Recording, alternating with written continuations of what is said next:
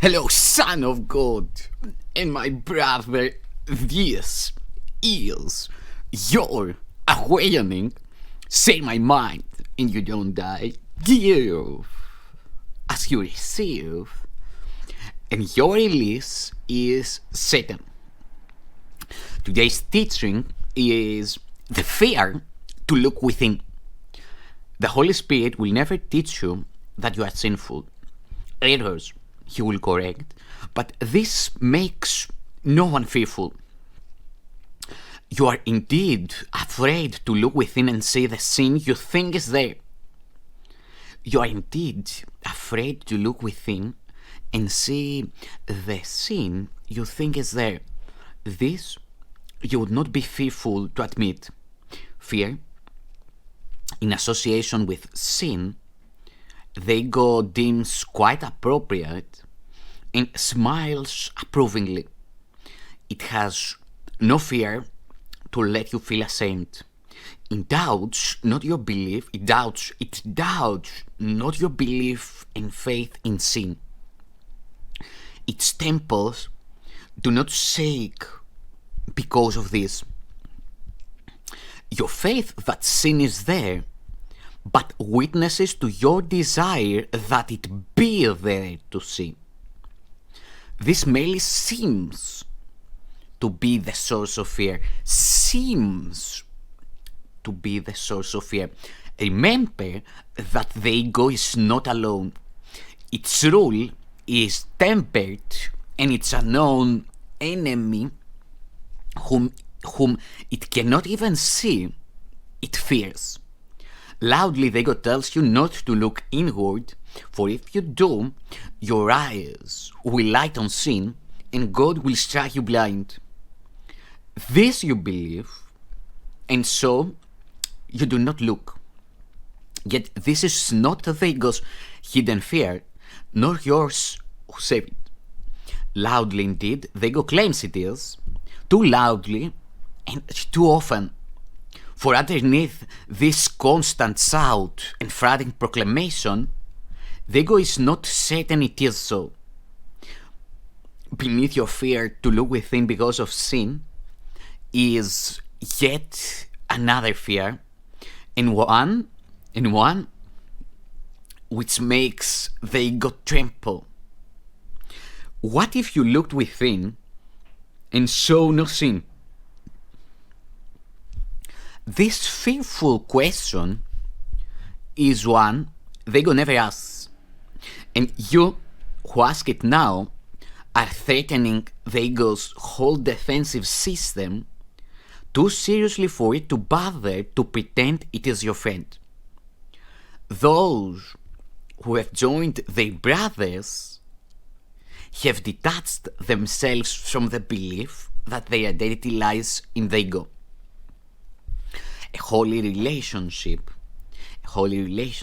is one in which you join what is part of you in truth with what is part of you in truth, and your belief in sin has been already shaken, nor are you now entirely unwilling to look within and see it not.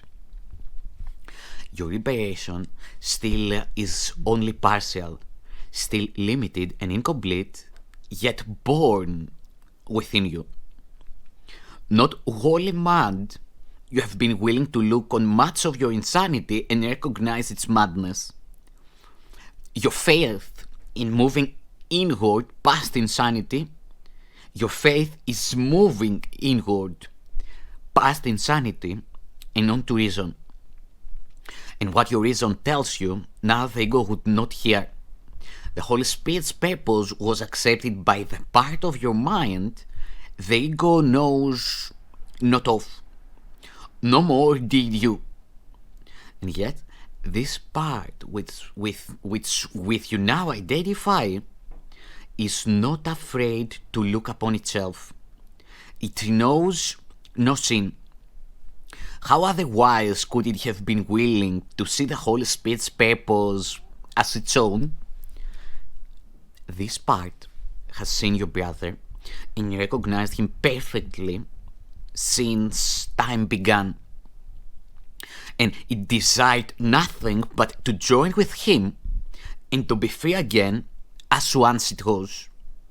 It has been waiting for the birth of freedom, the acceptance of release to come to you. And now you recognize that it was not the ego that joined the Holy Spirit's purpose, and so there must be something else. Think not this is madness, for this, your reason tells you, and it follows perfectly from what you have already learned. There is no inconsistency in what the Holy Spirit teaches. This is the reasoning of the same. You have perceived the ego's madness and not been made afraid because you did not choose to share in it. You have perceived the ego's madness and not been made afraid because you did not choose to share in it. At times, it still deceives you. Yet, in your saner moments, its wrathing strikes no terror in your heart. For you have realized that all the gifts it would withdraw from you in rage at your presumptuous wish to look within, all these gifts you do not want. A few remaining trinkets still seem to shine and catch your eye. Yet you will not sell heaven to have them. And now the ego is afraid. Yet what it hears in terror, the other part hears as the sweetest music, the song it longed to hear since first the ego came into your mind. The ego's weakness is its strength, the song of freedom which sings the praises of another world brings to it hope of peace. For it remembers heaven, and now it sees that heaven has come to earth at last, from which the ego's rule has kept it out so long. Heaven has come because it found a home in your relationship on earth. And earth can hold no longer what has been given heaven as its own. Look gently on your brother and remember the ego's weakness is revealed in both your sides. What it would keep apart has met and joined and looks upon the ego unafraid. Little child, innocent of sin, follow in gladness the way to certainty. Be not held back by fierce, insane insistence that surety lies in doubt. This has no meaning. What matters it to you how loudly it is proclaimed? The senseless is not made meaningful by repetition and by clamor. The quiet way is open. Follow it happily and question not what must be so, what must be so.